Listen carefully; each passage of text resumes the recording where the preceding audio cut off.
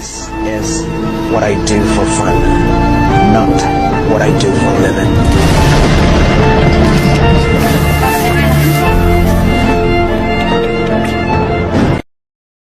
Assalamualaikum warahmatullahi wabarakatuh. Halo semua. Di kesempatan video pertama ini saya ingin sedikit berbagi terkait dengan pengalaman saya mendaki gunung, di mana saya terakhir mendaki Gunung Merbabu tanggal 1 Oktober 2022. Sekarang tanggal 16 hari Minggu. Saya sedang berada di kafe Basa-Basi Condong Catur. Nah, kenapa saya ingin berbagi terkait dengan pengalaman saya mendaki gunung? Karena mungkin bagi kalian yang hendak ingin mendaki gunung, ingin mulai menggeluti aktivitas pendakian gunung, mungkin ada beberapa hal yang harus kalian persiapkan sebelum kalian mendaki, karena ini berkaitan erat dengan beberapa kejadian yang sebetulnya cukup membahayakan bagi para pendaki. Nah, maka dari itu saya pribadi mungkin orang yang baru 2 atau 3 kali mendaki gunung, ingin menyampaikan pengalaman saya khususnya terkait dengan pendakian saya terakhir, yaitu pendakian Gunung Merbabu.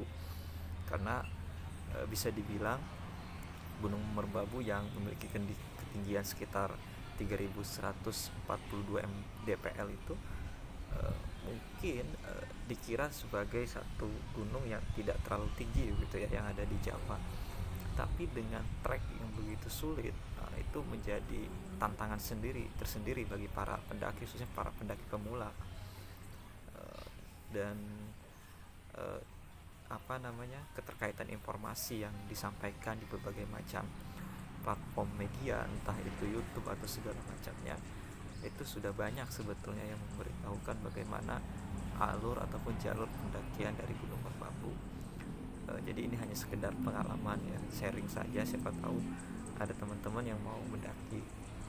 Jadi balik lagi ke pengalaman saya mendaki tanggal 1 Oktober ya, hari Sabtu, jadi bertepatan dengan weekend, libur panjang. Saya berangkat dari Jogja menuju base camp yang ada di Magelang, tepatnya di Swanting. Jadi kami memutuskan, saya dan 2 teman saya yang kebetulan pada waktu itu memberangi ataupun mendaki gunung bersama-sama, itu memutuskan untuk mendaki Gunung Merbabu via jalur Swanting. Nah, bagaimana alur untuk dapat mendaki Gunung Merbabu? Jadi mulai tahun ini ya, atau tahun lalu itu Merbabu sudah menggunakan jalur online. Jadi segala macam aktivitas yang ada di Gunung Merbabu, baik itu dari mulai kalau saya tidak salah ya, dari mulai booking dan segala macam itu melalui online.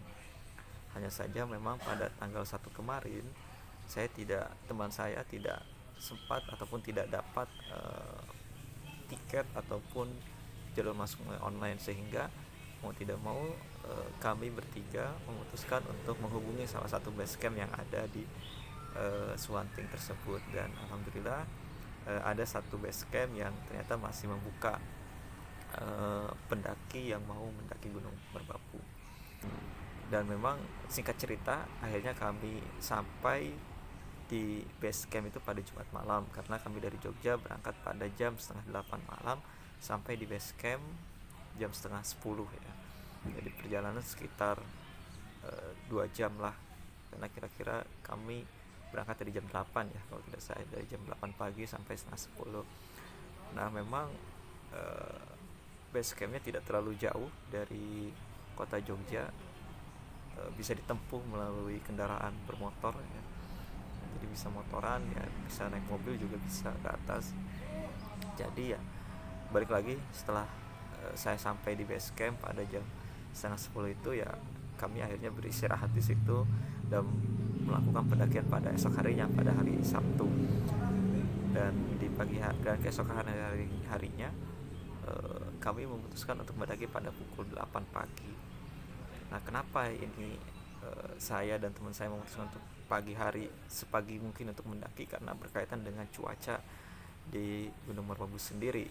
karena biasanya di bulan September Oktober ini cuaca sudah mulai memasuki musim hujan, sehingga kalau pagi itu kita bisa lebih meminimalisir bertemu dengan cuaca ekstrim ya, bentuk hujan, meskipun sekali lagi gunung cuacanya tidak bisa ditebak gitu ya. Kadang-kadang berangkat cerah, tiba-tiba di perjalanan hujan. Nah, memang akses untuk menuju ke pos atau ke gerbang Swanting itu bisa diakses dengan dua cara, yaitu dengan jalan kaki atau dengan menggunakan ojek. Nah, kebetulan saya dan teman-teman saya memutuskan untuk naik ojek gitu ya. Alasannya mungkin ada di Instagram saya. Alasannya selain bisa meminimalisir waktu dan tenaga, karena kalau jalan dari base camp ke tempat ke gerbang pendakian itu sekitar 35 menit ya kalau di peta itu, sedangkan naik ojek ya tidak sampai 10 menit. Jadinya ya kita naik ojek dan biaya ojeknya itu sekitar Rp10.000, jadi masih relevan lah dan masih bisa dijangkau ojeknya gitu. Dan sampailah kami di pos pemberangkatan, dan dari pos itu ternyata dari pos pemberangkatan ke pos 1 itu ternyata tidak terlalu jauh ya, sekitar setengah jam lah. Kita kira-kira setengah jam kita sampai, karena memang sekarang Gunung Merbabu sudah menjadi taman nasional. Jadi yang saya ketahui ya dari pihak Swanting sendiri, jalurnya sudah aman gitu ya, jadi akan sangat mudah menemukan jalur yang tidak menyesatkan gitu, karena setiap jalurnya ada patoknya gitu ya. Jadi kita tinggal mengikuti patok itu sampai di ketinggian berapa kita sudah tahu dari patok itu. Nah, singkat cerita dari pos 1 yang ke pos 2 itu memang agak jauh. Sekitar 100 berapa menit ya, 135 menitan lah lebih mungkin. Jadi sekitar 1 jam atau 2 jaman lah dari pos 1 ke pos 2. Dan karena kita berangkat pagi, jadi cuaca masih cerah, dan ini juga ya penting juga sebelum kita melakukan pendakian, minimal kita berolahraga lah, seminggu sebelumnya kita olahraga jogging ya. Saya pribadi sebelum berangkat itu selama 1 minggu saya melakukan lari ya, sekitar 200 meter, dan itu cukup membantu kondisi fisik saya sehingga tidak mudah capek gitu. Meskipun ya capek ya pasti ada gitu ya, tapi setidaknya tidak terlalu capek dan tidak terlalu lelah lah, karena sudah terbiasa lari itu, meskipun pendakian dimulai cukup tinggi juga begitu. Oke teman-teman, jadi sekarang saya pindah posisi karena sedang di kafe, jadi mungkin ada back musik dan segala macam, jadi mending saya pindah daripada kena copyright dan segala macamnya. Oke, tadi sudah sampai di pos 2 ya, sekitar 185 menitan lah dari pos dari pos 1 gitu. Itu belum termasuk istirahat gitu ya. Jadi di pos 2 ke pos 3 inilah yang sebetulnya jalurnya cukup ekstrim. Jaraknya sendiri sekitar 195 menit ya kalau di peta. Dan memang ini merupakan jalur yang sebetulnya sebetulnya tidak terlalu ekstrim gitu, tapi karena hujan gitu, karena bekas hujan, jadi jalurnya itu agak sedikit berlumpur dan becek, dan memang jalurnya tidak berundak gitu, tidak ada tangga gitu ya. Jadinya kita harus benar-benar pegangan ke tempat yang itu bisa memudahkan kita untuk berjalan gitu, sehingga kita tidak mudah jatuh ataupun terpeleset. Nah, singkat cerita, sebelum ke pos 3 itu memang karena waktu sudah mulai sore, akhirnya kita terkena hujan gitu, dan apesnya lagi terkena hujan di pos 3 di mata air, sehingga yang tadinya kita mau mengambil airnya sudah keruh gitu ya, karena kena air hujan dan segala macamnya lah. Dan disinilah sisi tragisnya, karena salah satu teman saya kehujanan, basah kuyup, dan akhirnya tidak lama dari itu terkena hipotermia lah, meskipun belum sampai ke taraf yang hipotermia banget gitu ya, tapi baru gejalanya gitu, karena dia sudah menggigil, bajunya sudah basah kuyup. Jadi beda antara kehujanan di kota dan kehujanan di gunung. Jadi bisa 2 kali lipat lebih lebih dingin dan lebih membahayakan daripada kehujanan di kota. Dan pada akhirnya untungnya sebelum hujannya itu begitu deras, kami berhasil mendirikan flying suit ya, semacam tenda lah, tenda darurat untuk menghalau hujan. Dan di tenda itu kami dan beberapa pendaki lainnya akhirnya memutuskan untuk berhenti sejenak, tidak melanjutkan perjalanan karena memang dari pos mata air ke pos 3 itu sudah dekat ya, sekitar 25 menitan lah. Sehingga kami memutuskan untuk berhenti di situ sampai hujannya reda. Dan keputusan kami cukup tepat karena tidak lama dari hujan itu kita terkena badai ya, angin begitu dahsyat luar biasa, dan ada beberapa pendaki yang jatuh gitu sampai melukai bagian kakinya. Dan pada akhirnya kami di pos mata air itu mendirikan semacam tenda darurat lah untuk para pendaki yang hendak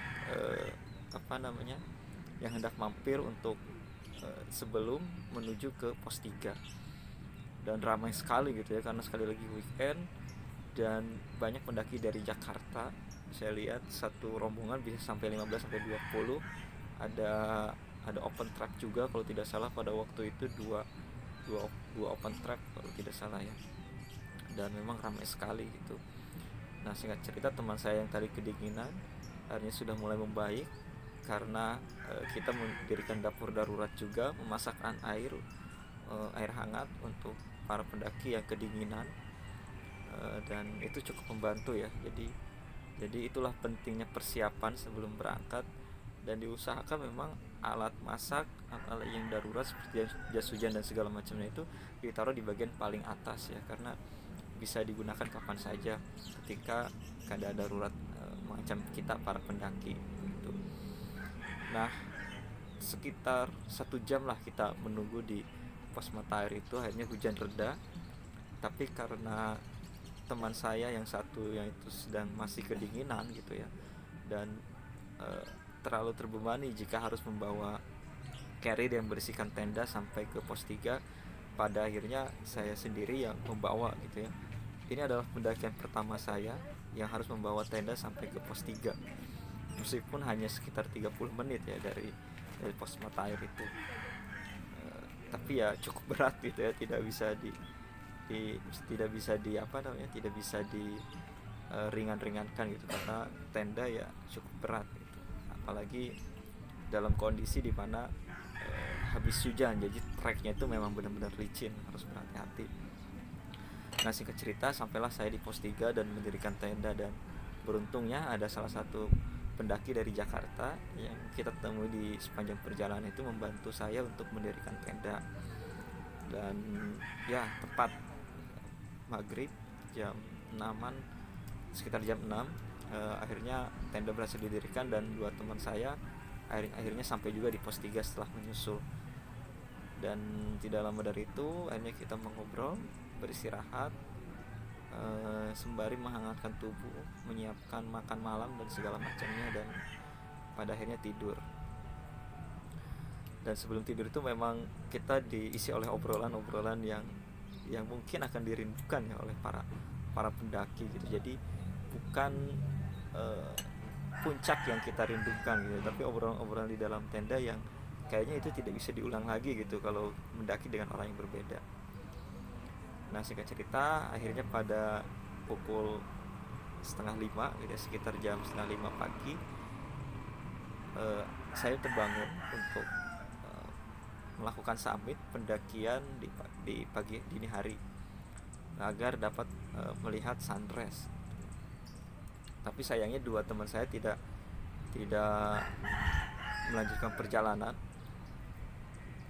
untuk untuk mempersiapkan energi untuk turun ke bawah gitu, karena perjalanan dari pos 3 menuju puncak itu sekitar 2,5 jam gitu, kira-kira 2,5 jam, sehingga daripada terjadi apa-apa ketika turun, akhirnya mereka memutuskan untuk istirahat, dan mereka hanya berfoto-foto di sekitar sabana, di sekitar pos 3. Ya, memang dari pos 3 ke puncak itu kita harus melewati 3 sabana, lalu satu puncak Swanting, dan sampailah di dua puncak.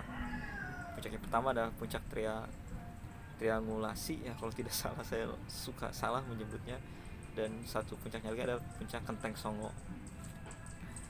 Dan ya betul, ketika saya sampai di sana pemandangannya sangat luar biasa. Dari puncak, tidak hanya dari puncak ya, sebetulnya perjalanan menuju puncak pun kita sudah disuguhkan oleh pemandangan gunung-gunung yang ada di sekitarnya. Ada Gunung Sindoro, Sumbing, Prau, bahkan Merapi, dan beberapa gunung lainnya yang ada di situ. Ada Gunung Bisma juga yang pernah saya daki, ada Gunung Kembang juga yang pernah saya daki. Jadi luar biasa pemandangannya, dan rasa penasaran saya cukup terbayarkan melihat kumpalan awan ya. Itu sangat luar biasa, pemandangan yang tidak saya dapatkan di Lawu dan Sumbing. Pemandangannya sangat luar biasa lah pokoknya. Dan itu mungkin yang menjadi alasan mengapa mungkin saya akan mendaki Gunung Merbabu lagi, tapi tidak dalam waktu dekat, karena masih terbayang terkait dengan jalur treknya. Ya mungkin kalau pihak lain ya, selain Swanti kan ada Selo, ada Wekas, mungkin dua jalur itu lebih mudah. Tapi ketika saya lihat di YouTube dan segala macamnya, jalurnya juga tidak begitu mudah ya. Dan pada akhirnya saya turun dari puncak itu sekitar jam 8 pagi, turun sampai di pos 3 itu sekitar jam 11-an. Dan betul saja awan sudah turun, sudah mulai gerimis dan hujan. Jadi ketika kita membereskan tenda itu hujan sudah turun, dan ketika turun hujan tambah lebat gitu. Tapi untungnya kita sudah membawa jas hujan, jadinya kita tidak terlalu terbasahi oleh air hujan, sehingga perjalanan cukup menyenangkan walaupun banyak yang terpeleset dan jatuh, termasuk saya pribadi. Dan untungnya sepatu yang saya gunakan juga cukup mendukung ya, meskipun bukan sepatu gunung tapi memiliki tekstur tekstur bawah yang masih sangat masih sangat bisa digunakan untuk mendaki. Dan pada akhirnya ketika kami memutuskan untuk turun pada jam 12:30, kami sampai di gerbang Swanting pada pukul 5:30 sore. Jadi cukup cepat, yang harusnya perjalanan kalau di peta itu ditempuh selama 11 jam, kami mungkin setengahnya ya 8 jam lah kita turun.